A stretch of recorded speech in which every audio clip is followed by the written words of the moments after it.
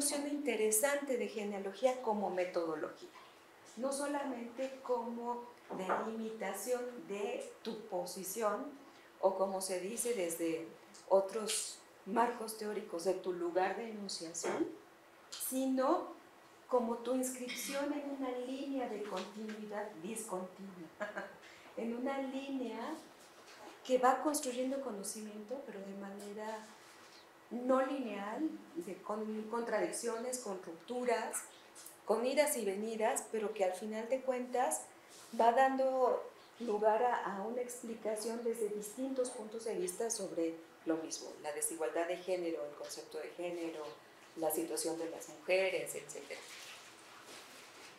Y digamos, desde el punto de vista más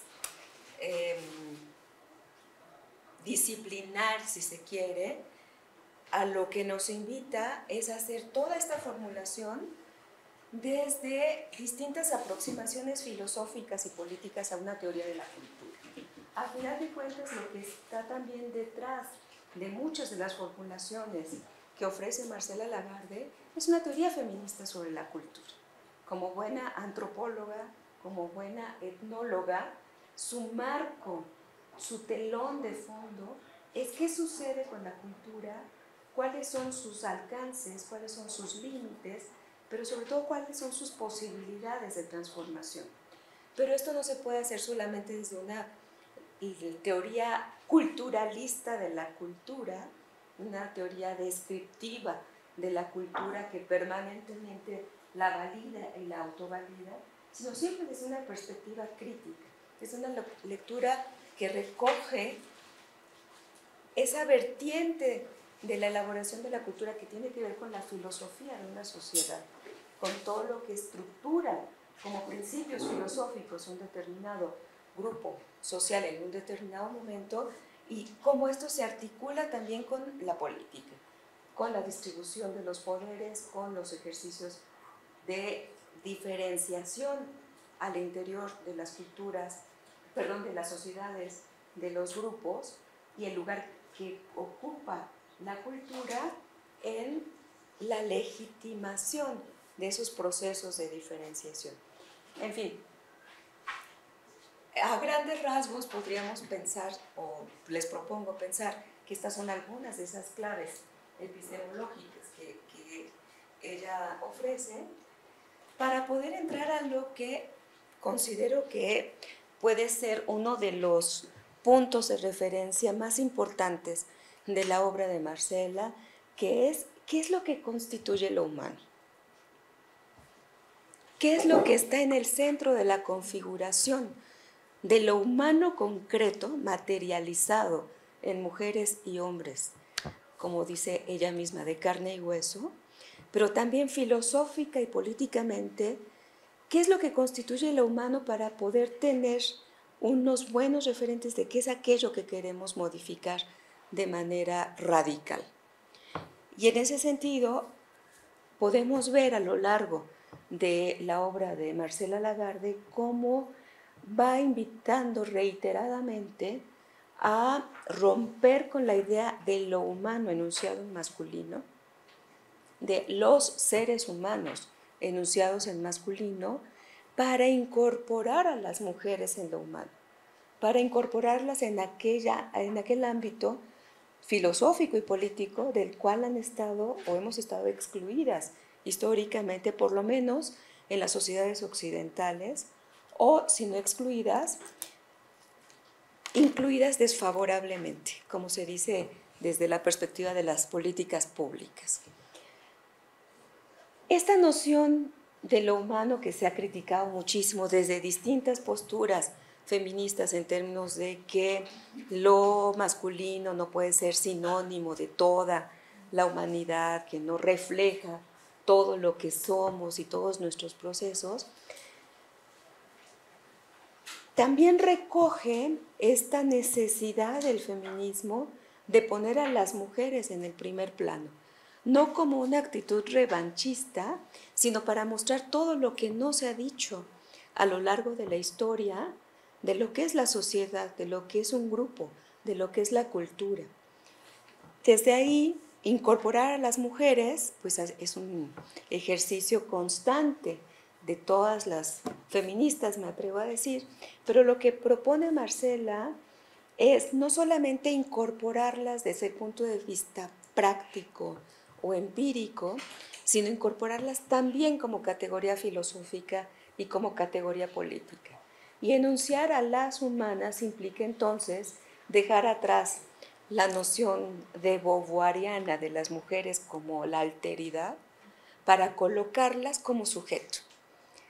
Cuando hace esta ecuación de paso de los seres humanos a las humanas, está trayendo nuevamente la teoría del sujeto para colocar a las mujeres en ese contexto, en ese contexto explicativo, analítico, en una clave muy antropológica, para ver a las mujeres, para ver a las humanas, porque fíjense, también filosóficamente, no es lo mismo, filosóficamente y políticamente, hablar de las mujeres que hablar de las humanas.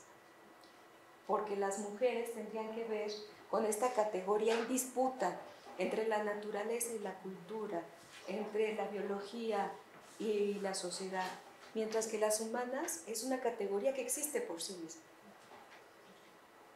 Filosófica y políticamente se desprende de ese binarismo inherente a la discusión de las mujeres para colocarlas en una categoría de sujeto que se define por sí misma.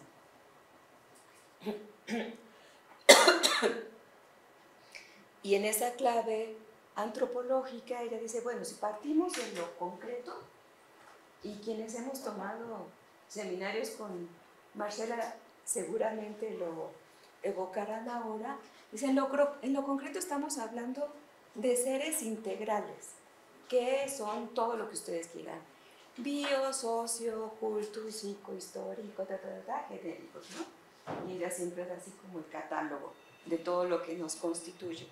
Pero enunciarlo no para fragmentar a estos seres a los que se está caracterizando, sino para comprender la complejidad de su constitución, en donde no podemos decir solamente son biología, solamente son sociedad, solamente son psique, son todo eso a la vez. Y por eso el fenómeno humano es tan contradictorio y tan complejo, porque no responde a una sola forma de constitución. Si esto es así, entonces, ¿qué configura las humanas? ¿Qué constituye a las humanas? Pues ella va a decir que lo que las constituye es que son sujetos y que son sujetos de derecho. Y entonces la clave cultural ya no se basa en tienen cierto género y entonces hacen ciertas cosas, sino que son sujetos plenos y en una configuración política como la del capitalismo actual, llamémosle tardío, salvaje o como de caníbal, como le llama Nancy Fraser. En este contexto, las mujeres que personifican a las humanas tienen esta calidad de ser sujetos de derecho, porque lo que define en el ámbito político a los sujetos es ser reconocidos como sujetos de derecho, si no están fuera del pacto del Estado, ¿no? Y al definir a las humanas, lo que está diciendo es, se requiere modificar ese pacto androcéntrico del Estado para no hablar solamente de sujetos de derecho, sino materializar a esos sujetos de derecho. Ahí es en donde ella rompe también con el binarismo y empieza a decir, necesitamos tener una mirada de la diversidad. Y necesitamos ver que eso que llamamos en general sujetos de derecho encierra una diversidad de posibilidades. Todo lo cual tiene que ver con su elaboración en relación con lo que es el género. No hago una exposición cronológica de la obra de Marcela, sino que traté de hacer otro ordenamiento de sus contribuciones desde mi loca cabeza. Y en ese sentido, algo que está trabajando permanentemente es que el género, y lo dice en el texto, no refiere solamente a una categoría de análisis, sino que para que tenga sentido y profundidad debemos transitar hacia una teoría de género, una explicación mucho más amplia y abarcativa en la cual el género es el punto de partida, pero no lo agota todo. Es más, desde su perspectiva, esto es una teoría dinámica porque los fenómenos que atañen al género son históricos y cambiantes. Hay una definición muy general y abstracta en Marcela, que seguramente leyeron, en términos de decir que el género es la expresión de la sexualidad, la sexualidad es la expresión del sexo y el sexo está vinculado con el cuerpo. Pero más allá de eso es un orden simbólico. Tiene esta base material, pero es un orden simbólico político. Y en la próxima sesión vamos a ver la diferencia de acepción con la noción de género de Marta Lamas, que aparentemente toma los mismos parámetros, pero hace una elaboración distinta en relación con cómo combina estos elementos. En esta acepción, entonces, el género no es solamente una propiedad de los cuerpos sexuados, sino que es una elaboración simbólica del orden del mundo.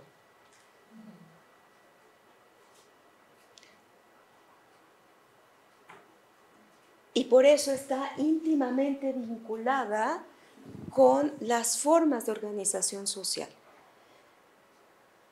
Ahí retoma también a otras autoras que plantean que el primer vector de organización social y de diferenciación social es el género, que se va articulando con la clase social, con la etnia, con otros ordenadores de la diferencia y de la desigualdad, pero en la base lo que está es esta configuración del género. Y bueno, esta es una apreciación que yo derivo de Marcela. Esto es así porque la construcción cultural y simbólica del género en cada sociedad específica es la que da lugar a la construcción de lo humano de esa sociedad. Lo humano está siempre sexuado, siempre está vinculado con los cuerpos, por más simbólica y abstracta que parezca la elaboración en las ideologías, en las mentalidades, en las creencias, en las concepciones del mundo, el referente suele ser antropocéntrico y suele estar generalizado. Por eso, todo lo que tiene que ver con la organización social, en primer lugar, se estructura en relación con las nociones dominantes, en relación con el género, con los géneros, con cómo se configuran los géneros. Pero como hay una beta gramsciana también en el pensamiento de Marcela, siempre está jugando con la idea de lo que es dominante y hegemónico y lo que ofrece otras alternativas, lo que está planteando otras formas de elaboración y otras formas también de acción, no solamente lo dominante. Y en ese sentido, entender qué es lo dominante y qué es lo hegemónico es el punto de partida para poder entender en relación con qué se posicionan esas otras posibilidades, esas alternativas en la construcción de género, en la construcción de ser, pero también en la posibilidad de autoafirmación de ciertos sujetos de derecho, ¿no?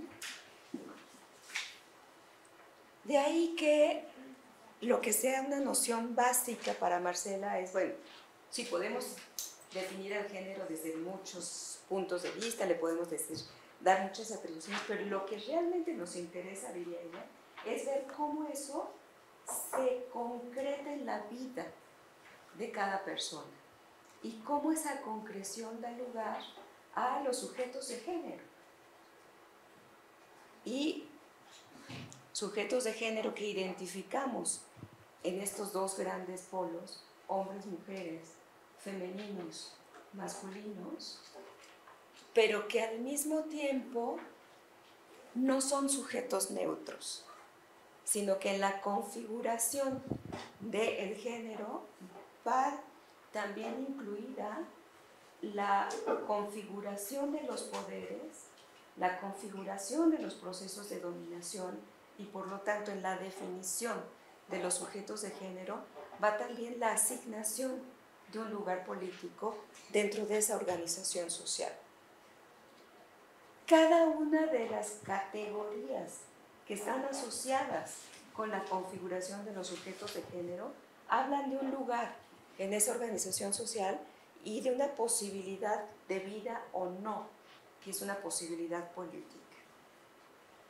La categoría de madre tiene ciertas connotaciones, ciertas posibilidades en este marco de organización social y es una categoría plenamente generalizada, de la misma manera que lo es la categoría de padre.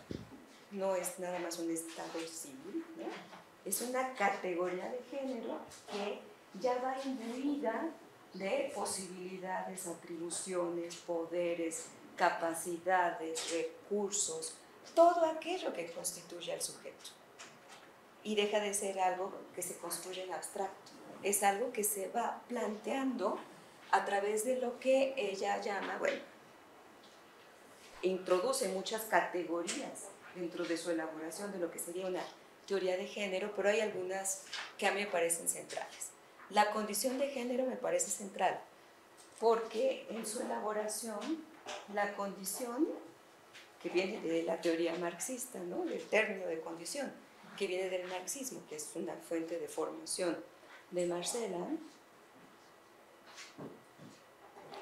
habla precisamente de cómo hay un conjunto de elementos que se atribuyen a los sujetos de género desde un binarismo, una dicotomía en donde se juegan la dominación y la opresión constantemente.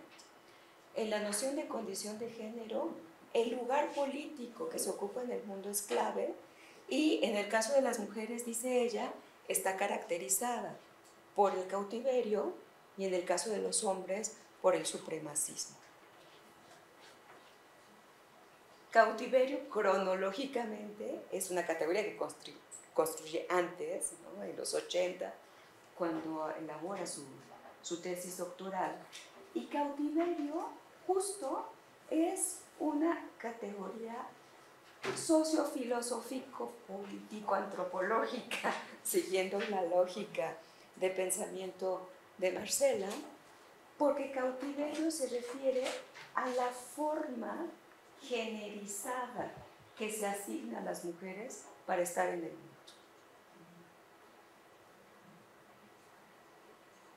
No tiene que ver estrictamente con estar en condiciones de privación de la libertad de cualquier manera, sino con esta noción patriarcal de que las mujeres tienen asignado el lugar de lo dominado, mientras la condición de género masculina tiene que ver no solamente con la dominación, sino específicamente con lo que ella llama el supremacismo, ¿sí?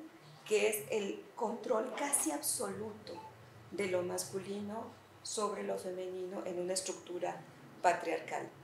Hoy podríamos ver fisuras en esto, podemos ver otras posibilidades, pero analíticamente, en términos explicativos, fue muy esclarecedor poder tener esta distinción de que la condición de género nunca es neutral, siempre está ubicada en este orden social, en esta organización social, y hay una relación casi indisoluble entre forma de organización social de la diferencia y la desigualdad y generación de los atributos de género que respondan a esa diferenciación y a esa desigualdad.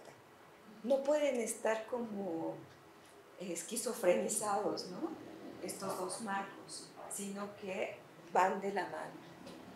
Y eso tiene que ver con este segundo paso de la elaboración, que tiene que ver con la situación de género, en donde esta condición general y abstracta se va materializando en los hechos concretos de la vida, en eso que cotidianamente se va experimentando como género y también a nivel personal, a nivel individual.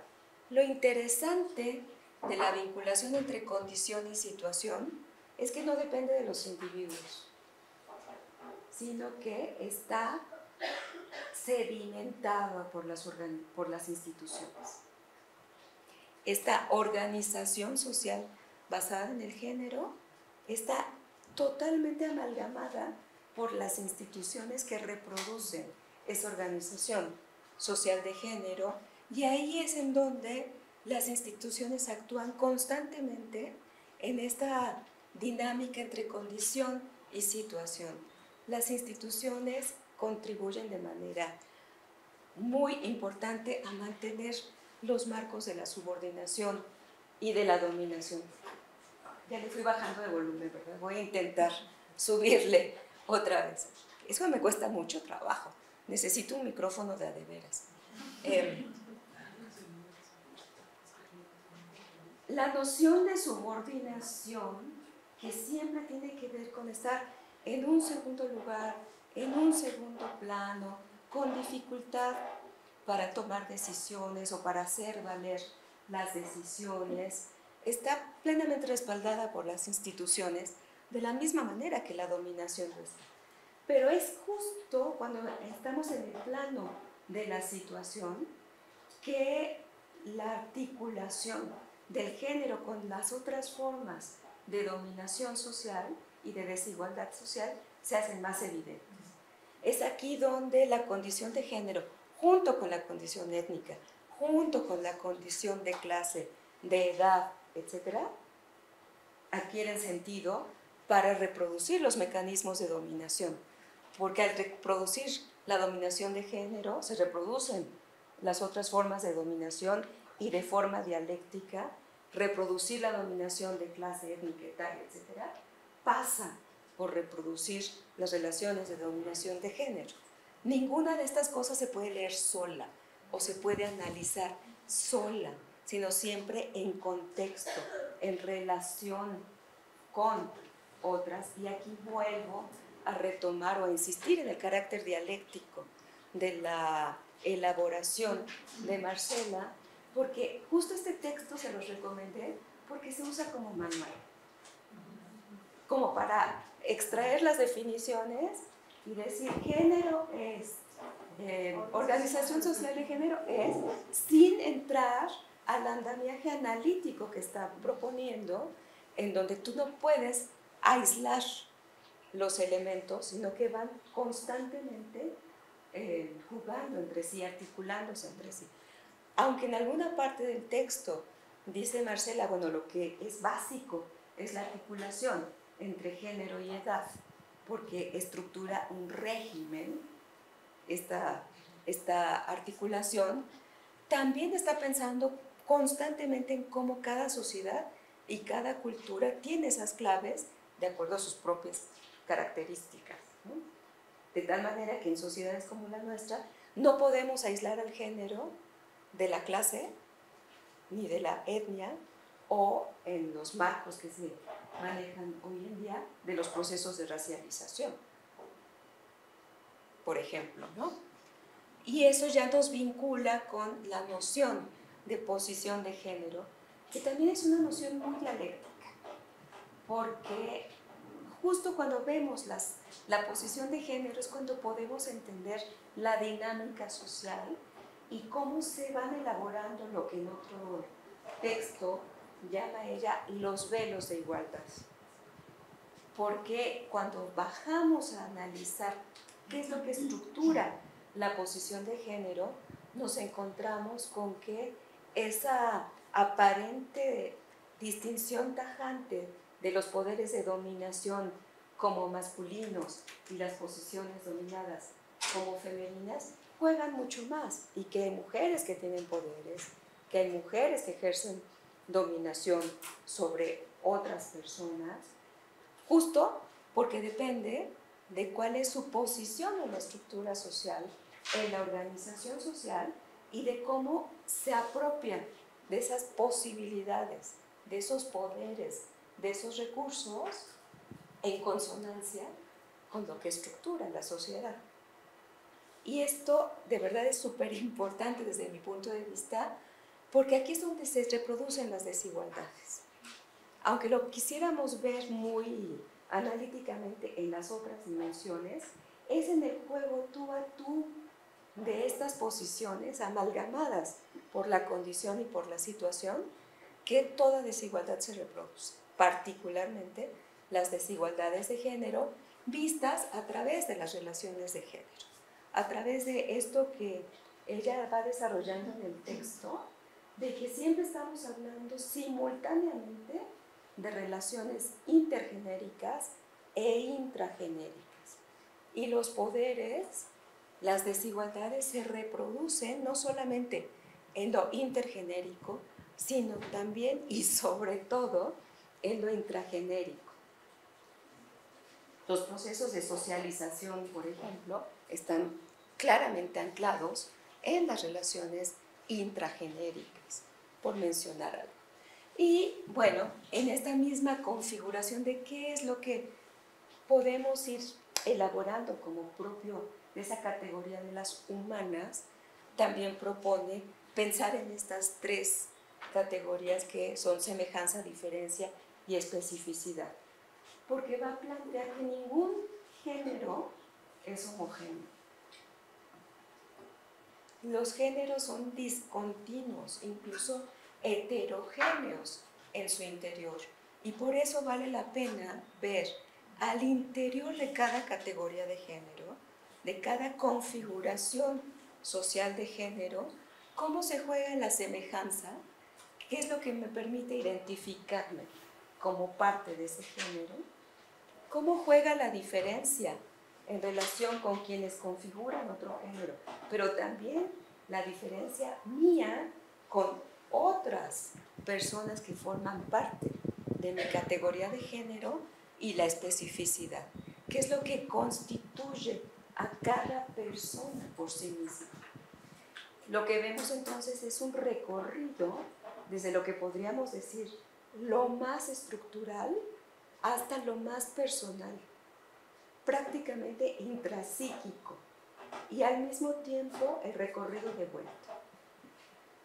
Hacer esta diferenciación permite pensar por qué una persona puede hacer la diferencia. Porque no es una persona excepcional en el sentido androcéntrico, sino es una persona que, haciendo uso de su especificidad, puede apelar a la diferencia, a la semejanza, y en otros campos más amplios a otras formas de sociabilidad.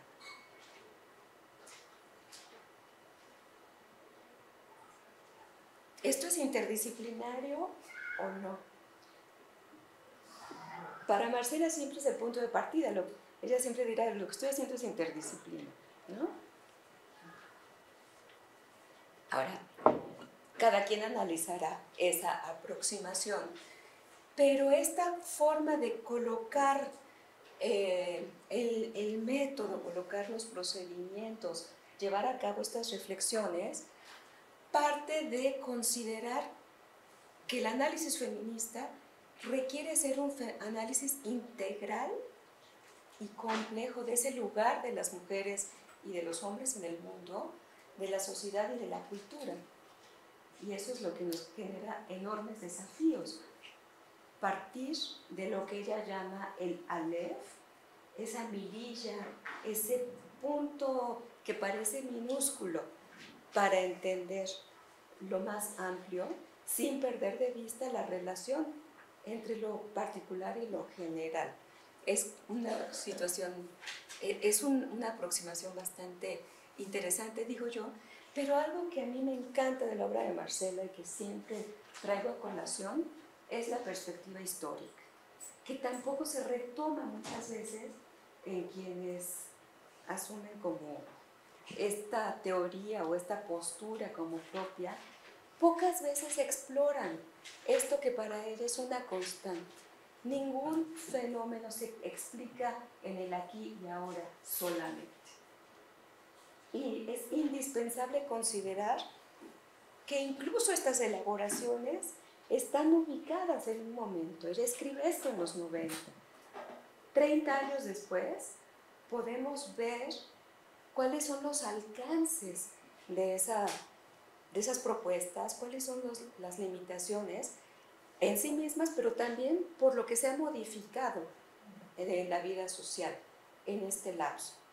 Y se ha modificado sobre todo porque cuando ella plantea esto, la discusión sobre género está más o menos asentada, pero los procesos que se han detonado en relación con el género han sido múltiples en estas décadas y en muy distintas escalas, ¿no?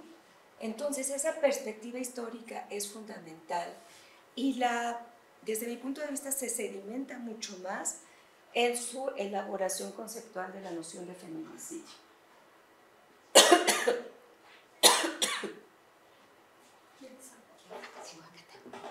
Es que si trato de hablar más fuerte, no me funciona, entonces, en fin. Desde mi punto de vista, esta elaboración de feminicidio, en donde Marcela permanentemente dice, abrego de otras, retomo lo que dijeron Radford y Russell, etcétera, y todas las estadounidenses que trabajaron esta noción, para llegar a esto que está mucho más elaborado para el contexto mexicano, con las condiciones de corrupción del Estado, de impunidad del Estado, de ausencia de justicia por parte de las instituciones estatales, por el gobierno, es una magnífica expresión de su pensamiento dialéctico e histórico. Tan es así que en el momento, bueno, y ahí nos costaba mucho trabajo cuando estábamos en la investigación diagnóstica, cuando se estaba elaborando la noción de feminicidio para la ley, todos los días cambiaba. Y todos los días había una nueva apreciación y todos los días había que hacer un ajuste para poder encontrar ese punto en el que se pudieran articular el lenguaje jurídico y el lenguaje analítico social de lo feminista. Porque claro, teóricamente puedes decir maravillas del feminicidio. ¿Cómo se lleva eso al marco jurídico? Y cómo del marco jurídico se lleva al ejercicio de la justicia. Feminicidio, insisto, me parece que es ese concepto que concentra de manera muy clara todas las perspectivas teóricas, analíticas, epistemológicas de Marcela y al mismo tiempo articula su práctica académica con su práctica política. Esta necesidad de conceptualizar para tener herramientas de transformación social. Y por eso, si bien define el concepto de feminicidio, muy rápidamente transita a la noción de violencia feminicida, para poder establecer también esta dinámica entre el gran proceso y el resultado del proceso, que está muy vinculada con la noción de cautiverio. Violencia feminicida y feminicidio están íntimamente vinculados con esa noción y con la noción de condición genérica. Desde mi punto de vista no podríamos entender esta elaboración, como se hace en muchos espacios, sacándola de las elaboraciones previas de cautiverio, de condición, de situación y de posición de género. Desde mi punto de vista son un complejo conceptual, no son categorías o conceptos aislados. Cuando Marcela caracteriza a la violencia feminicida está caracterizando un proceso social, cultural, político e histórico. Está marcando la permanencia de una forma de relación de los hombres, del Estado, con las mujeres. Y está caracterizando las responsabilidades de las distintas escalas de la organización social de género en el resguardo, no de otra cosa que no sea la vida de las mujeres. Y ahí también hay un quiebre, un giro, porque definir al feminicidio es clave para entender por qué se asesinan las mujeres por el hecho de ser mujeres, pero es más importante aún para entender qué es lo que tenemos que hacer para preservar la vida de las mujeres, para no poner la vida de las mujeres en riesgo. Es desde ahí que considero que es una aproximación mucho más amplia de lo que se ha tomado, porque feminicidio se usa siempre o casi siempre para referirse al hecho violento que hay que explicar que está ahí, pero pocas veces se toma como referente, y eso está muy claro en la Ley General de Acceso de las Mujeres a una Vida Libre de Violencia, desde el título, ¿no?, para identificar y modificar ese conjunto de condiciones que impidieron el ejercicio del derecho de las mujeres a una vida libre de violencia.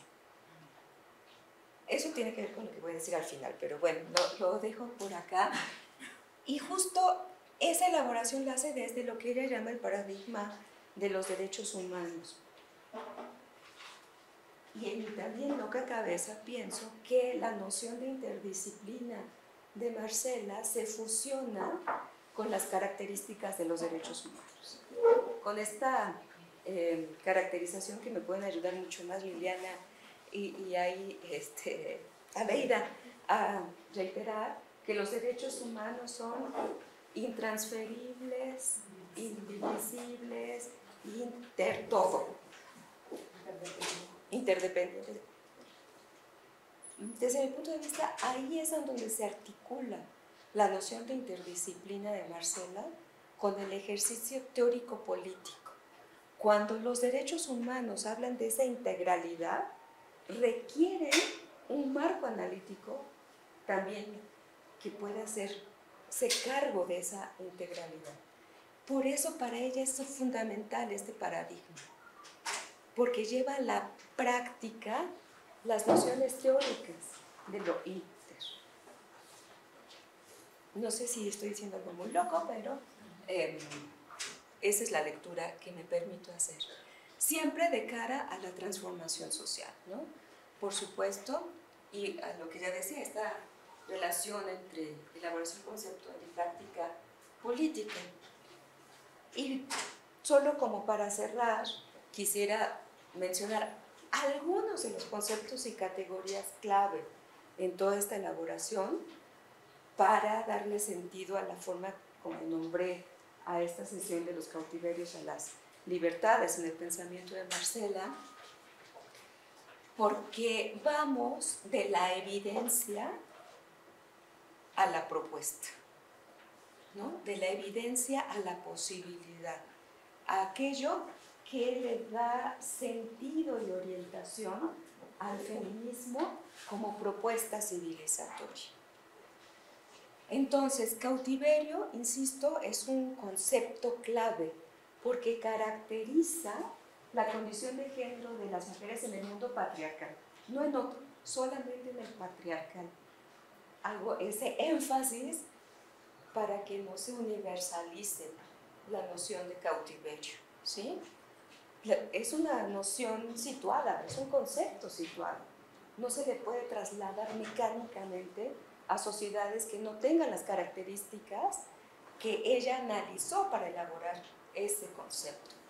Entonces, cautiverio es una condición, es una forma de estar en el mundo que de alguna manera determina la forma de ser en el mundo, ¿sí?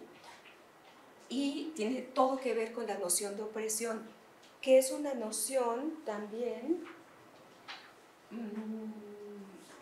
que trata de hacer síntesis de un conjunto de mecanismos de relaciones de dominación que articula todas las relaciones de dominación, pero que tiene una particularidad, y es que quien está en condición de opresión se identifique con su condición de oprimido. Esa noción de opresión en Marcela alude al objetivo y a lo subjetivo, y por eso está íntimamente vinculada con la noción de cautiverio, ¿no? Con esa noción en donde el cautiverio lo analiza a través de 5 categorías sociales de género, que al mismo tiempo son también filosóficas, pero que ella retoma de la noción de Franca Basaglia en relación con el ser para otros, y que ella le aumenta el artículo, ¿no? No son otros, son los otros significativos para cada mujer, para las mujeres en su ámbito de socialización. Pero va más allá y dice, es que esta pinza se cierra no solamente en términos subjetivos, sino también en términos cotidianos de vivir ese cautiverio como un cuerpo para los otros, constantemente, en el sentido más amplio de la expresión. Bueno, feminicidio y violencia feminicida también son claves porque van dando como este giro para dar una explicación muy amplia de esos procesos de opresión, de esa condición de opresión de las mujeres, en relación con la cual viene la propuesta. En el texto habla específicamente de la democracia genérica, de transformar este pacto del Estado, ya no para incluir desfavorablemente a las mujeres, sino para reconocerlas como sujetos de derecho, con todo lo que eso implica, pero sobre todo para abonar el camino a la libertad. Lo opuesto al cautiverio es la libertad, si lo viéramos en términos binarios. Entonces, no sirve analizar el cautiverio si no encontramos ahí pistas para romper con el cautiverio y para generar otras posibilidades de vida que finalmente tienen que ver con esta distinción que también permanentemente señala entre utopía y utopía feminista.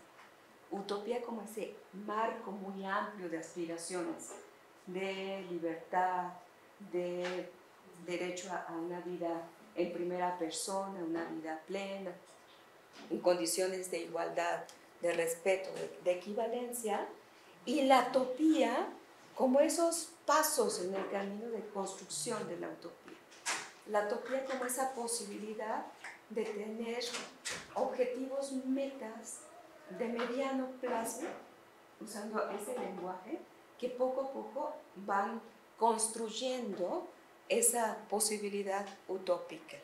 Y ahí, bueno, pues sí, es muy feminista, y muy marxista y muy latinoamericanista, en términos de hay que entender la explotación, la opresión, la contradicción, lo peor de la humanidad, para encontrar cómo transformar esa situación que daña a todas y a todos.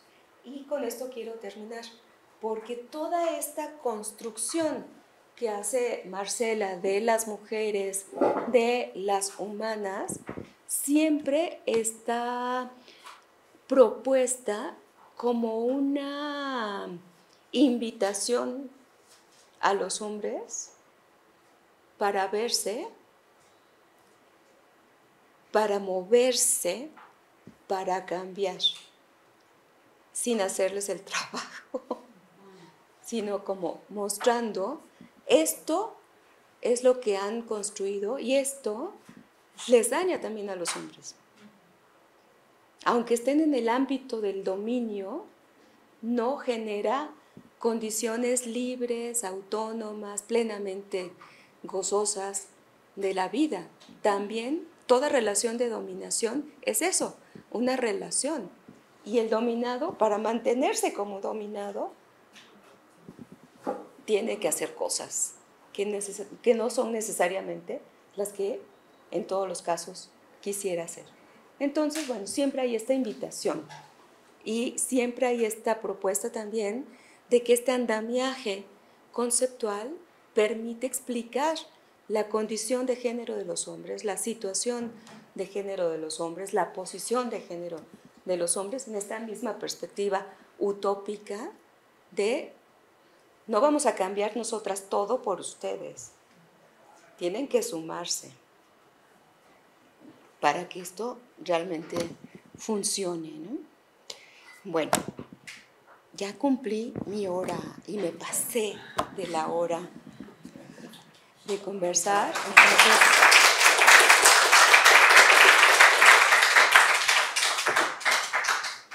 pues pasemos a las preguntas. ¿Quién se anima a hacer una pregunta? Yo tengo una pregunta que tiene que ver, pues quizás con una continuidad problemática del seminario con la primera parte con Pablo González Casanova, que de alguna manera me lleva a pensar en ciertos nudos problemáticos en torno a la interdisciplina, ¿no?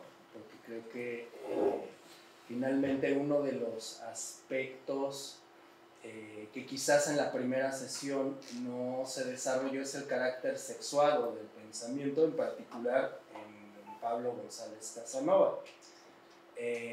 Lo que nos lleva de alguna manera a pensar la interdisciplina en otras claves que creo que Marcela Lagarde justamente eso es lo que aporta al Sage, ¿no? Y en ese sentido, mi pregunta va en ese sentido, ¿no? O sea, ¿cuál es el lugar que Marcela tiene en el Sage en términos de este aporte al entendimiento de una interdisciplina, poniendo acento o atención a este elemento de que la interdisciplina, y es una pregunta, no es neutra, ¿no? Y bueno, pues eso es lo que quise preguntar. qué bueno que aquí estamos.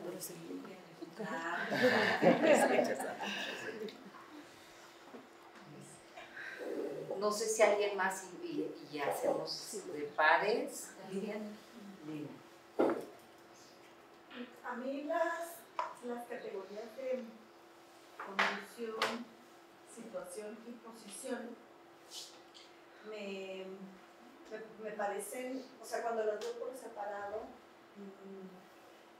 creo que las comprendo del todo, pero cuando las veo juntas, no termino de diferenciar la especificidad de una respecto de otra. Voy a hacerte una subpregunta. Entiendo que la condición y la situación, la condición no se puede modificar, pero la situación y la condición sí. A ver si estoy entendiendo bien para ponerme de acuerdo. Esa es una pregunta y la otra es que ahora que están incluso como analíticamente tan en boga los términos de cuidados y política de cuidado y todo eso,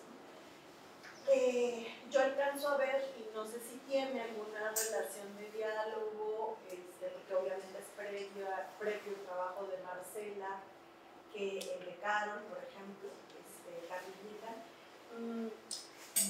Yo inevitablemente cuando he leído y acá cuando retoman este concepto de ser para los otros, o sea, indefectiblemente me conduce a una noción, o sea, mucho más, pero que la noción de cuidado y de cuidados está inserta ahí. Entonces, no sé cuál sería el diálogo que tuvo, si lo tuvo, no sé qué lo tiene Karen Gilligan, algún diálogo,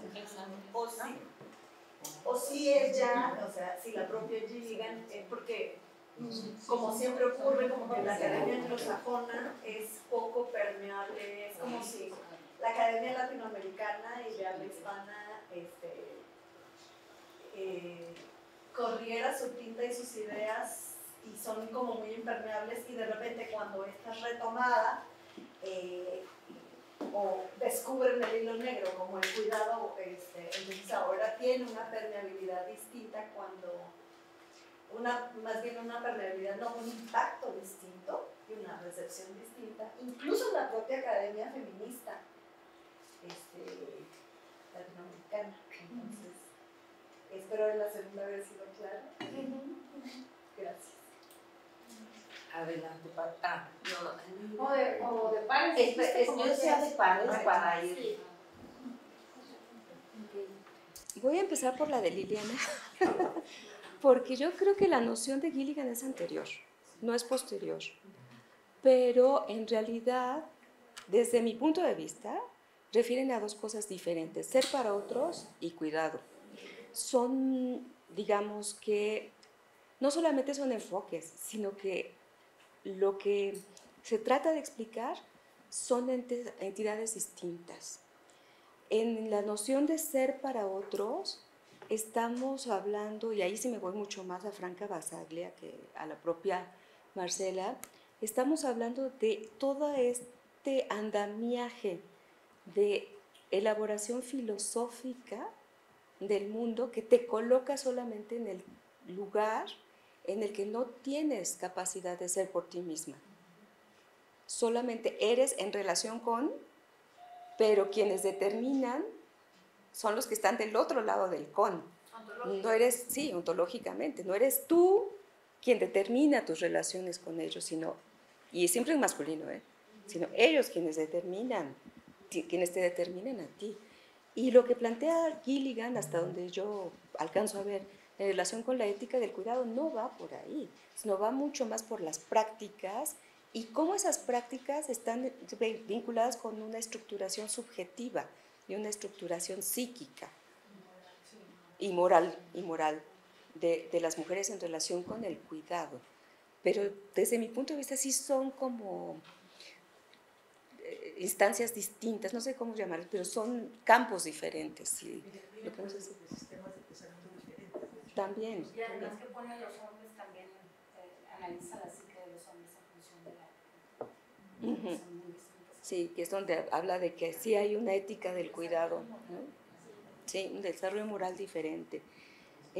Sí me parecería un poco forzado poner cuidados y ser para otros en la misma dimensión, en el mismo nivel analítico. Creo que refieren a procesos específicos, que no quiere decir que no haya alguna relación con el cuidado, pero no es lo constitutivo tal cual en la noción, porque lo que va de la mano de la noción de ser para otros es la noción de cuerpo para otros.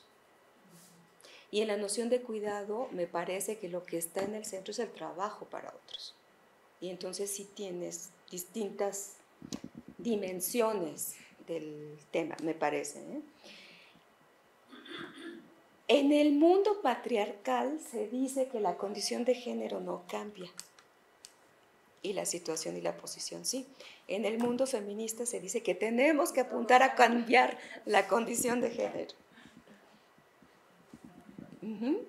Porque esa condición de género está tan íntimamente vinculada con la organización genérica del mundo que no podemos cambiar posición y situación si no estamos impactando de alguna manera también en lo que tiene que ver con la condición de género.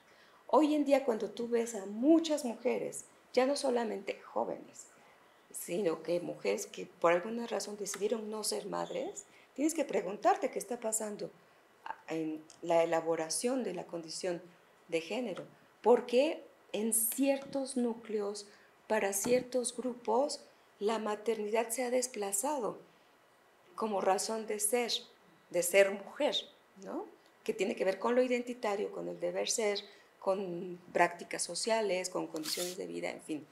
Entonces, sí cambian, porque justo en esta aproximación, que es una reelaboración también que hace Marcela, no es que ella proponga estas categorías, ella reelabora lo que se está discutiendo, sobre todo en el ámbito de género y desarrollo, que es de donde viene sobre todo la noción de situación y posición, como algo muy pragmático que se puede incluso medir a través de encuestas y cuestionarios y bla, bla, bla, ¿no?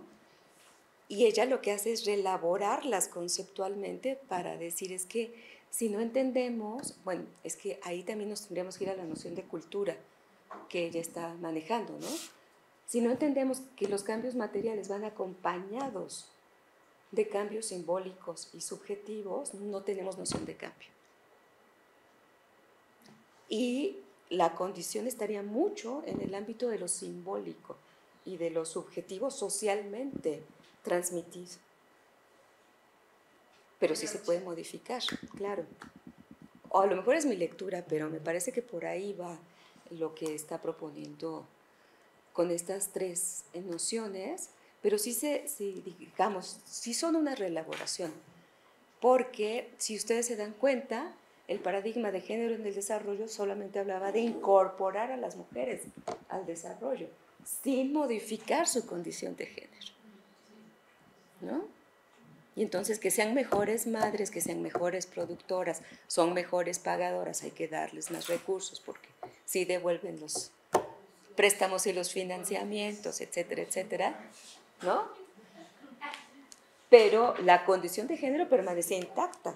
De hecho, ni tan intacta, reforzada a través de, tú puedes ser mejor mujer, pero siendo mujer. Aquí no, aquí se trata de, pensemos, ¿qué es eso? Y por eso es tan importante la distinción entre mujeres y humanas, ¿no? Porque mujeres es una categoría de género, es una categoría social de género.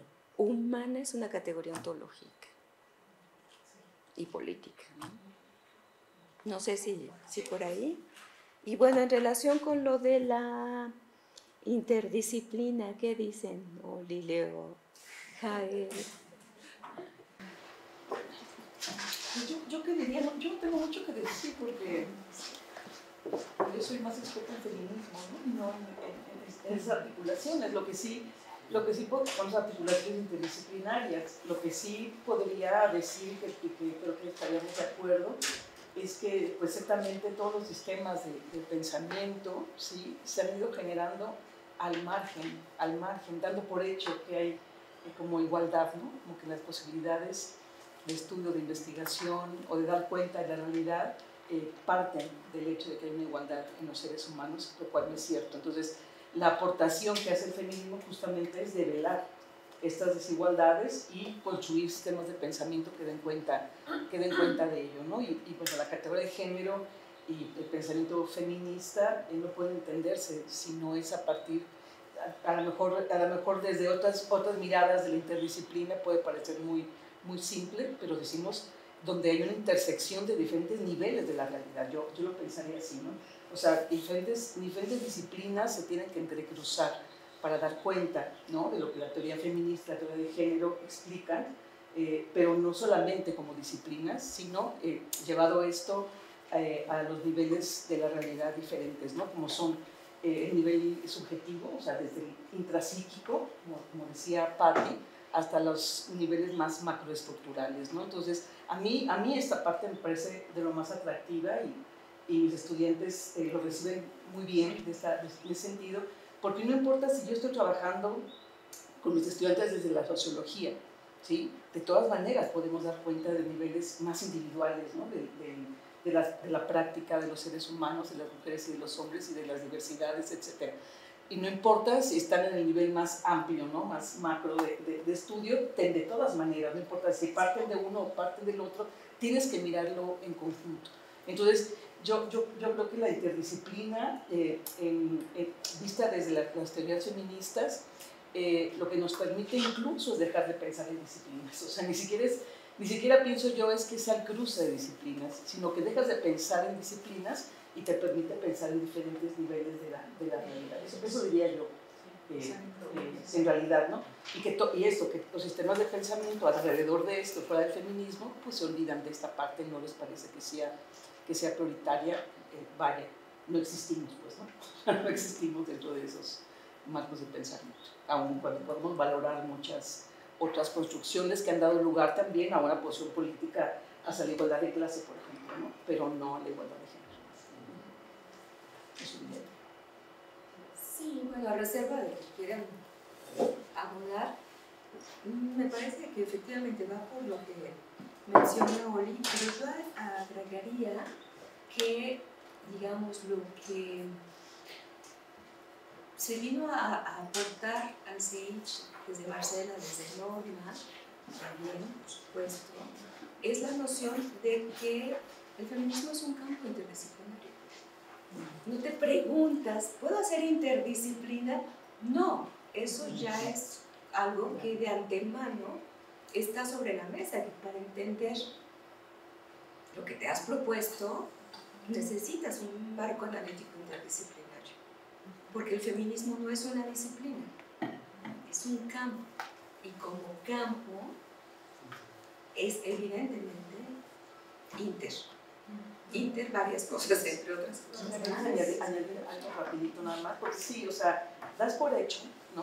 Por todo lo que Pati acaba de explicar, das por hecho que es un campo interdisciplinario, pero también das por hecho que es interseccional. O sea, también esta parte que Pati explicó con mucha claridad, ¿no? De cómo a partir de la condición, la situación, la posición, pues están presentes todos los sistemas de presión, allí se entrecruzan. Entonces, cuando sale el concepto de interseccionalidad como término científico, digamos, que se le ha dado mucho vuelo en el feminismo, de verdad que uno dice, bueno, cuando hemos estudiado Marcela Lagarde, decimos, pues es que eso lo hemos visto antes, pero llamándole de otra manera y con una explicación teórica mucho más compleja y profunda, me parece a mí, ¿no? Entonces, ese es como otro cruce que damos por hecho también, ¿no? Esa mirada.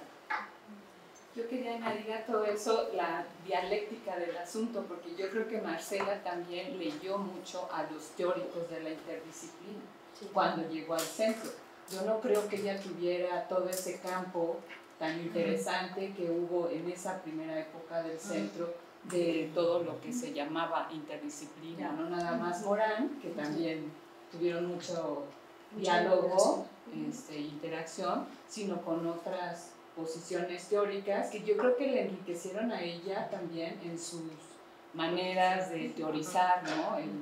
el feminismo como una posibilidad interdisciplinaria. Yo no sé, ahí tú eres experta, si antes lo había retomado así. Yo creo que también su formación antropológica le da también este contexto interdisciplinario que tenemos quienes nos formamos en campos de la antropología, la psicología, bueno, pues la gente del CEI, que tenemos formaciones en diferentes disciplinas que te abren como el panorama más integrador, ¿no? Yo creo que a ella le sirvió estar en el centro también para eso. Bueno, pienso. En esta... Habría que preguntar. Habría que preguntar. Sí, eso es una pregunta de investigación. No, a ella. Por eso. Una pregunta para entrevistarla. Nos quedan como hilos sueltos. Angélica, luego me apunté yo. Y luego yo me voy a apuntar. Sí, Aleida, entonces va Aleida, Angélica, yo nunca vi tu mano. Tú y yo tengo. O sea, Aleida, Angélica y luego vamos Norma y yo. Lo mío es rapidísimo, Pati. Me quedó resonando esto que decías que Marcela plantea que la primer gran división y jerarquía y estructuración de la sociedad es el género, desde tiempos inmemoriales, ¿no? Me acordé del apunte, de los análisis que hace Rita Segato, de un pueblo originario que ahorita no me pude acordar cómo se llama, en donde dice que ese pueblo no observa esa gran división. Claro. No sé si hay alguna, en la tesitura de Liliana, no sé si ha habido algún diálogo al respecto entre Rita Segato y Marcela Lagarde sobre ese punto u otro, pero ese me quedó resonando, ¿no? O sea, ¿qué dirá ahora Marcela Lagarde de eso? Claro, estamos hablando de, como bien dices, ¿no? 30 años después se ha seguido escribiendo, se ha seguido avanzando, digamos, o problematizando algunos aspectos de una manera más profunda, pero sí me quedó resonando porque me pareció muy determinante, muy contundente este planteamiento de que el género es la primera gran división de las sociedades. Yo no sé si voy a sonar de primer grado, pero cuando estaba leyendo el texto, yo decía, ¿qué diría Marcela de las reflexiones que hacemos las historiadoras en general? Y en particular, los que se dedican a hacer historia mesoamericana. mesoamericano. Porque, o sea, ya ha habido discusiones muy fuertes sobre el binarismo en el mundo mesoamericano para explicar la participación, la existencia de unos y otros. Siempre se termina esto, como son dos presencias complementarias, con eso te resuelves, lo dices y sales del problema. Entonces a mí me gustaría saber, tú como antropóloga, también como lectora de esos temas, ¿qué tanto por qué no ha transitado una visión más compleja, una lectura más compleja de la teoría de género a la historia y en particular a los estudios mesoamericanos? Yo no sé si es, como decía Fe Navarrete, que el paradigma de la cosmovisión ha sido la barrera, ¿no?, que nos ha obstaculizado a hablar de tecnologías, de otras cosas, no solo de dioses, ¿no? ¿O qué pasa? Porque leyendo a Marcela yo decía, yo creo que Marcela aquí pondría, cuando dices que se hacen lecturas muy superficiales del género, son muy instrumentales, yo decía, aquí estamos una porción importante de los historiadores, ¿no? Entonces, bueno, iba en ese sentido. Y bueno que van de la mano sus dos preguntas, porque puedo hacer un solo comentario, no respuesta, solo comentario. Si entendemos al género en clave contemporánea de sociedades como las nuestras, en donde es sinónimo de diferenciación exclusiva y excluyente, no podemos entender esta apreciación de que el género está en la base de la diferenciación, porque la diferenciación no implica exclusión. Desde ese punto de vista es que se plantea el género es lo que va configurando lo humano, porque el género, en sentido más amplio, es esa construcción que te reúne todo lo que te diferencia de otros seres. El trabajo, las emociones, bla, bla, bla, todo lo que tú quieras, ¿sí? ¿Mande? ¿Sí? Pero en algunas sociedades eso se distribuye por igual. En otras se van haciendo estas diferenciaciones y ahí está muy clara la relación entre estratificación y ese paso que se va dando de la diferenciación a la desigualdad con esquemas binarios de género, porque no todos los esquemas de género son binarios. Y eso sí nos lo ha enseñado la antropología y la etnología. Pero hasta ahora, aunque Rita diga lo contrario, no se han encontrado sociedades etnológicamente abordadas en donde no haya esta elaboración de género que hace la diferencia entre lo humano y lo no humano. ¿Sí me explico? Otra cosa es la diferencia al interior de lo humano. Pero el fundamento de género es eso que no te hace otra especie, sino que te hace es una discusión muy antropológica y hay aportes muy interesantes, por ejemplo, de las prehistoriadoras, en la noción europea, ¿no?, de que prehistoria es todo lo anterior a lo que sucedió en Europa, que es muy simpático, pero las prehistoriadoras, sobre todo estas europeas, feministas, que están haciendo una relectura muy interesante de los restos neolíticos, paleolíticos, en fin, ¿no? De, ¿cómo se llaman estas cosas? Las pictografías, todas estas huellas, estos rastros de cómo se fueron conformando los grupos humanos y van encontrando pues mucho más mujeres de lo que la historia convencional dice, y muchas más prácticas, o sea, mujeres en el sentido biológico más estricto, ¿no? Y muchas más prácticas culturales compartidas de lo que después se vino a desarrollar en otros contextos. Por eso no tenemos certezas, tenemos preguntas. ¿Qué fue lo que pasó para que esa diferenciación se convirtiera en lo que Marcela llama escisión, ¿no? Y que esa escisión se diera en términos excluyentes, exclusivos y excluyentes, y después jerárquicos. Eso es todo un proceso histórico que hoy en día debemos tener en mente en sociedades como la mexicana, que se definen como multiétnicas, pluriculturales y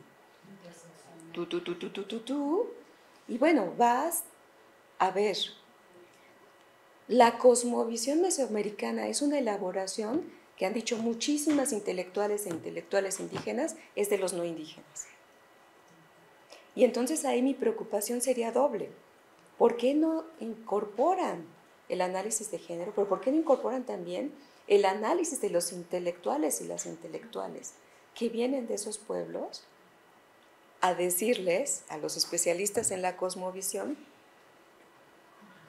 stop, ¿no? Entre otras cosas, y eso es una crítica que me parece muy válida, y lo reconocía López Austin, hasta donde yo recuerdo, estamos hablando de civilizaciones mesoamericanas clásicas, no de las contemporáneas. Para ver cómo funciona el esquema de la cosmovisión, tendríamos que hacer, decía él, análisis comparativos con la etnología contemporánea. Ese es su acercamiento. ¿No? Y yo creo que esa es una pista muy importante. Y bueno, una colega y amiga nuestra, Marta Sánchez Néstor, Amusga, súper importante intelectual indígena, decía, es maravilloso el esquema de la cosmovisión, pero una cosa es lo que se dice en la ideología y en la cosmovisión, y otra lo que pasa en la práctica y en las relaciones cotidianas. La complementariedad sirve de pretexto para ocultar la desigualdad. Y bueno, acabo de comentar a las 9 de la mañana una tesis en donde la querida compañera está haciendo su mejor esfuerzo por demostrar que en los sistemas de cargos hay un papel complementario súper importante de las mujeres, y al final dice, bueno, pues sí, pero es una complementariedad jerarquizada, ¿no? Porque sí se contraponen dos formas de analizar las relaciones de género que tienen todo que ver con la condición, la situación y la posición. Desde el punto de vista de la condición, la cosmovisión es complementaria, pero no solamente complementaria, ¿no? Es complementaria, equilibrada, armónica, ¿no? Pero en términos de la situación vamos viendo, y de la posición se complica todavía más el asunto. Yo creo que sí hace mucha falta que haya nuevas miradas sobre la cosmovisión mesoamericana, y además, bueno, la arqueología contemporánea nos ha dado un montón de elementos para repensar desde las propias evidencias arqueológicas esos esquemas. Y no por quitarnos la maravilla de que pueda haber otras formas de relación, otras formas de concepción del mundo, sino pues para tener mejores elementos de análisis también, ¿no? Sí, también decía la luz de los decoloniales que todo pasado indígena fue maravilloso. Digamos, no, lo estoy diciendo justamente, ¿no? Pero sí, tampoco. Norma y luego yo. Bueno, es justo a partir de lo que tú decías, Pati, yo todo el tiempo me pregunto cómo engarzarías en toda esta elaboración que hiciste del pensamiento de Marcela, que está súper bonito, a la violencia. Porque yo creo que justo para hacer en este proceso de diferenciación hacia la subordinación, sumisión y demás, la violencia tuvo y ha tenido y sigue teniendo hasta ahorita un papel muy importante. Entonces, ¿cómo ves tú en esa elaboración y uniéndolo con toda la definición que ella después hizo de la ley y del feminicidio? Yo creo que el concepto de violencia tendría que estar también como transversalizado, no sé. ¿Cómo verías tú? y la mía es muy contemporánea, pero es ¿por qué? A ver, ¿por qué hay estas críticas? Y me parece que hay una falta de lectura histórica por parte de las discusiones, y estoy pensando en las discusiones actuales de género, de cómo están leyendo a Marcela. O sea, me parece que hay una injusticia histórica en quién fue en su momento, y así también hay que tratar de entenderla. Y por supuesto que hay legado, y hay cosas que cambian, claro que han cambiado, pero hay cosas como estructurales, esenciales, como decías, de este mundo capitalista en el cual vivimos, y entonces negarla, lejos de ayudar a poder hacer un mejor mundo, al contrario, traigo a colación la violencia. O sea, se está violentando esta cuestión. Exacto, exacto. Y entonces la brecha es mayor.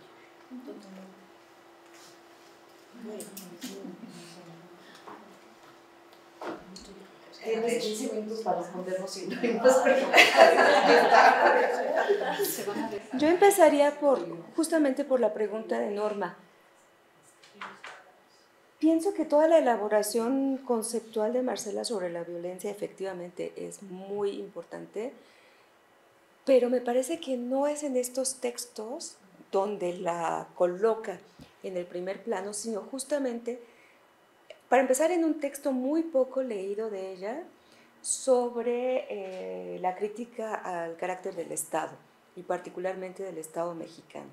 Me parece que cuando se va a la crítica política del Estado, emerge con mucha mayor claridad la violencia, y la violencia de género, con todas sus acepciones, como un eje estructurador que tienes que ver vinculado con los cautiverios, con las libertades y con todo. Pero a diferencia de autoras como Rita Segato, que ve constantemente la vinculación entre género y violencia, me parece que Marcela la trabaja mucho más desde la perspectiva de género, violencia y Estado. No en esta forma de caracterizar la condición de género, en donde efectivamente la violencia es un eje estructurador, sino más bien en los correlatos que esto tiene más allá del género, por decirlo de alguna manera, ¿no?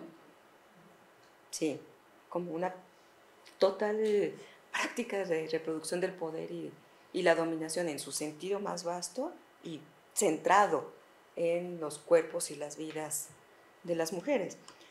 Seguramente Marcela no hace esta distinción tan tajante que estoy haciendo yo, pero lo veo un poco desde esa lectura de los textos, ¿no? Siempre ha estado presente la preocupación por la violencia y, bueno, pues de hecho desde los 80 está presente también en sus textos, pero no esta violencia de género, no esta violencia feminicida, que va siendo como un resultado de esa elaboración, sino más bien estas otras violencias de orden más político, ¿no? Uno de sus primeros textos, que es precisamente sobre la triple opresión de las mujeres indígenas, habla de esta violencia del Estado y de la sociedad no indígena contra las mujeres indígenas.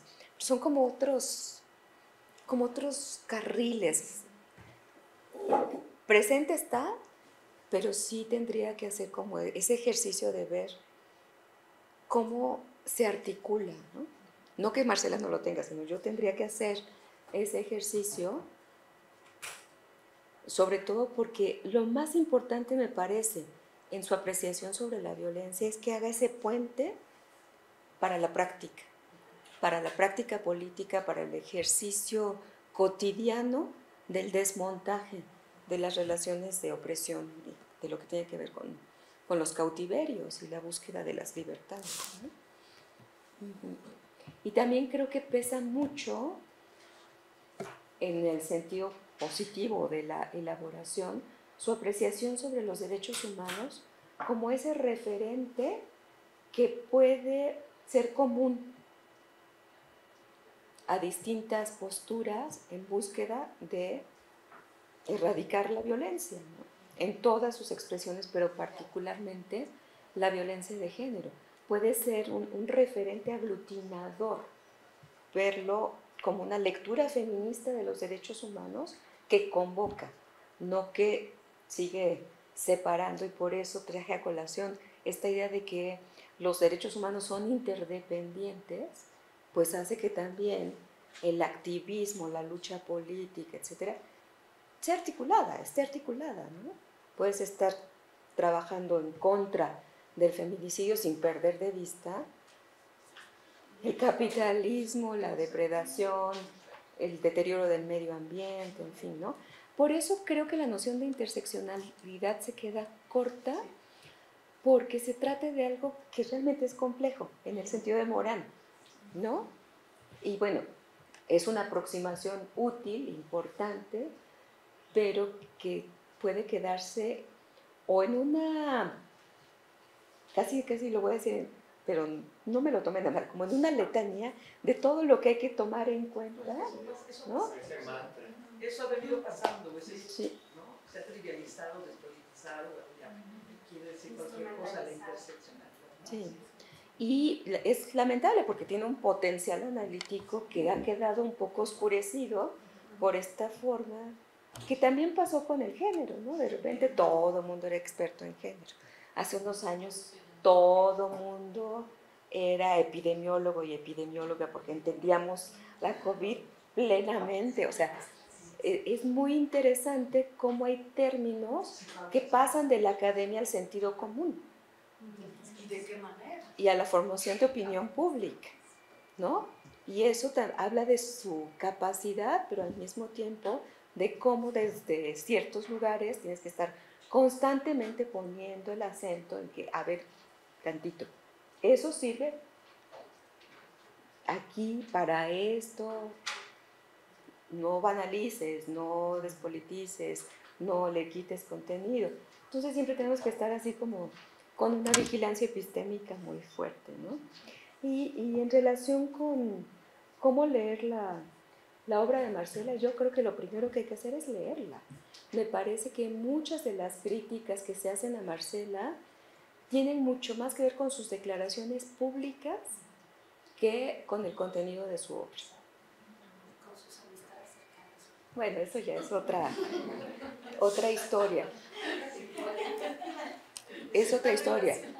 Pero bueno, tiene que ver con mucho de lo que se está discutiendo hoy en día, y está en el texto que les recomendé, está en su serie de las claves feministas para la autoestima, para la negociación de la verdad. En todas ellas está siempre un llamado a la diversidad. Ahora, el llamado que hace es a una concepción amplia de diversidad. Y por eso también a veces cuesta como trabajo, como asir. Pero sí pienso que hace falta, como con cualquier otra autora, leerla. Tú puedes tener una posición, está bien, ¿no? Ya sea política, ideológica, teórica, analítica, pero siempre hay que fundamentarla, y es lo que no encuentro en estas discusiones, ¿no? No solamente en relación con Marcela. Rita Segato también es una figura muy controversial. Marta Lamas, como la vamos a ver la próxima semana, ¿no? Entonces, sí, Rita también ha sido cancelada. Es bien injusto, independientemente de lo que se diga. Las últimas dos preguntas y cerramos porque ya es casi la 1 de la tarde. Si da tiempo. Son Si no, luego les Olivia y Leo. se pueden quedar las preguntas guardadas para la semana que entra. Sí, lo bueno es que sí. Pero Es que yo me voy a acordar. Pero quedan grabadas, ahí están grabadas. no, yo estuve pensando desde hace rato, pero ahorita que sale el tema de la despolitización de las categorías y demás, yo me quedé dando vueltas a esta pregunta que te hacían y a la respuesta sobre cuál es el nivel de incidencia que se tiene, ¿no? Hacia la condición de género. Y tú decías que sí había nivel de incidencia. Yo estoy de acuerdo contigo, porque si no, entonces ¿para qué estamos aquí? ¿No? Si no incidimos a ese nivel, que es el que de alguna manera chorrea todas las desigualdades otras que estamos viendo, bueno, entonces ¿qué caso tendrían ni discutirlas ni nada, ¿no? Pero a mí lo que me preocupa es que pensemos en algunos posibles cambios de la condición de género, que sean estos cambios aparentes. Hay unas trampas tremendas que hemos estado viendo sobre lo que significa la libertad, ¿no? La libertad de elegir, el consentimiento, que yo estoy aterrada porque tenemos que poner, como dices Pati, esta mirada muy clara. Por ejemplo, el ejemplo que tú ponías de las mujeres que con más frecuencia quieren no ser madres, ¿no? Yo digo, sí, pero ¿por qué no quieren ser madres?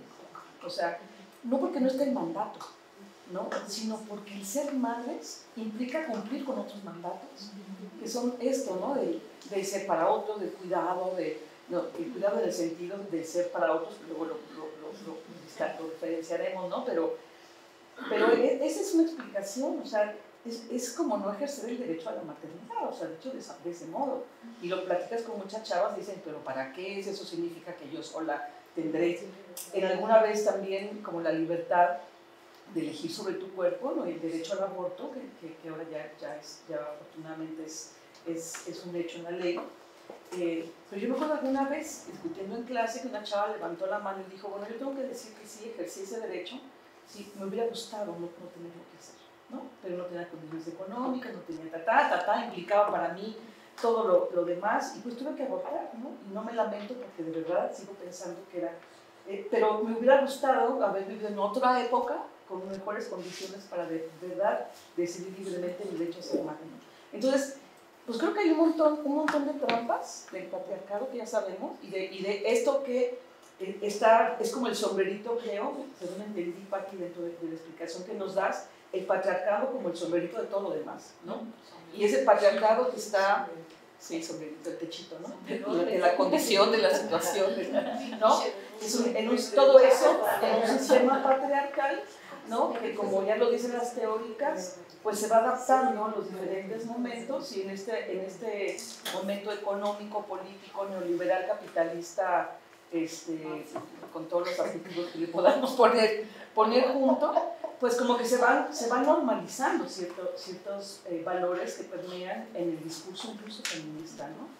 Y bueno, a mí esa parte me preocupa un poquito, que yo creo que hay que trabajar un poquito más mirando lo que es la condición de género, dándole más carne y contenido para poder darnos cuenta de cuándo está haciendo una despolitización total, ¿no? de nuestros discursos. Y cuándo sí hay elementos de cambio, porque efectivamente perdón Leo, hay mujeres que deciden no ser madres por otros mandatos, pero también hay porque no se identifican con la maternidad, ¿no?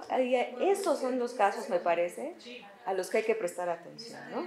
¿Qué es lo que movió algo en esa posibilidad? ¿Y cuál es ese entramado social que permite ejercer esa decisión?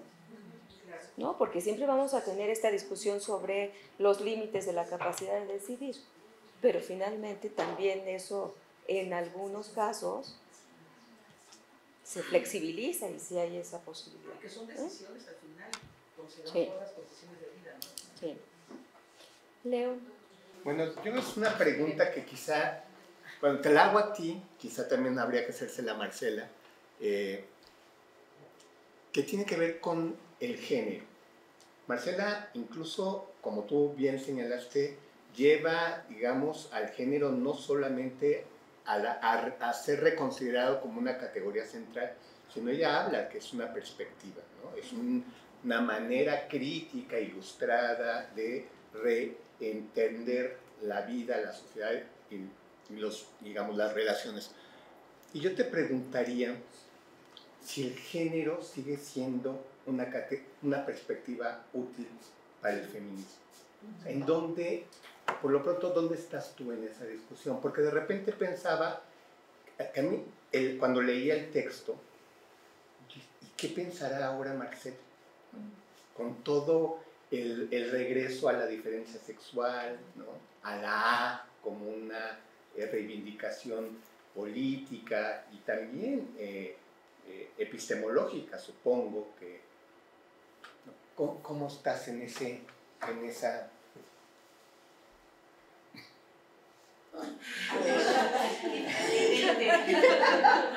Es decir, ascendiente diplomada. Y en 2 minutos. El nombre es feminista. En 2 minutos.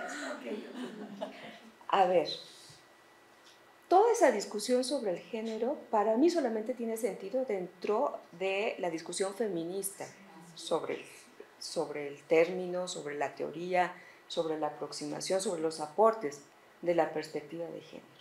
Y creo que estamos en un momento en que hay muchas capas. Una es la discusión ideológico-política sobre el género que tiene que ver con este retorno de la biología, no sé qué, que nunca se ha ido. Me parece que nunca se ha ido, pero ahora hay otros referentes para trabajar sobre eso. Y además sobre una noción muy distinta de biología a la que se tenía en los 60 cuando se estableció esa distinción entre sexo y género, que fue meramente analítica, ¿no? Y que muchas de las autoras que lo dijeron, a los 3 minutos dijeron, pero espérese, o sea, sirve hasta acá, pero siempre están interactuando. Y la biología también se modifica, y el sexo también se modifica, en fin, ¿no? Entonces, creo que hay mucha, hay esta capa de la discusión que está también asentada en avances en la ciencia, en muchas otras cosas, pero que no es la misma discusión que podríamos tener hace 30 o 40 años, ¿no?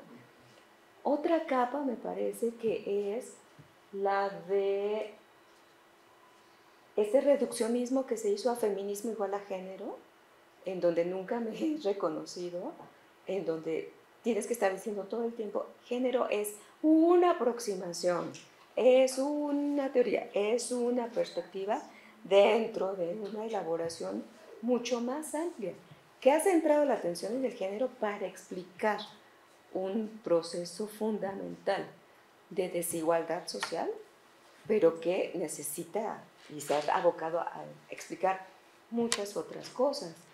La otra capa es la del sentido común, que es la que más me interesa.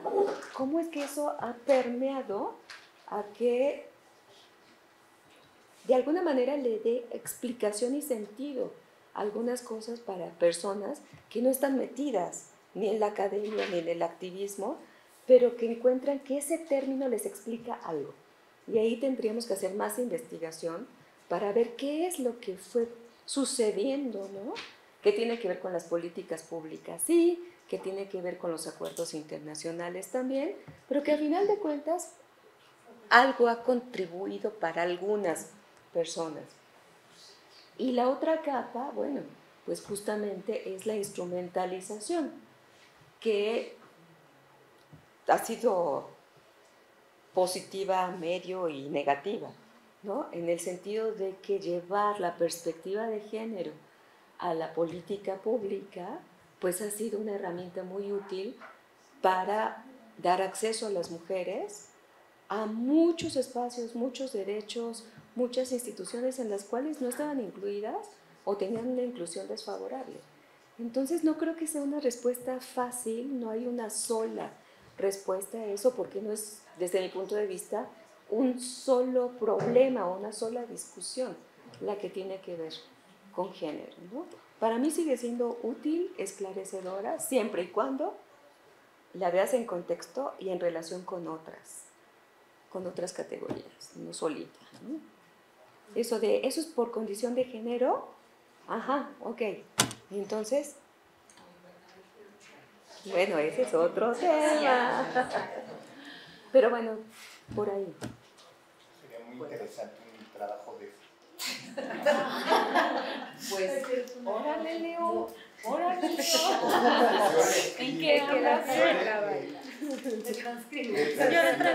Muchas gracias.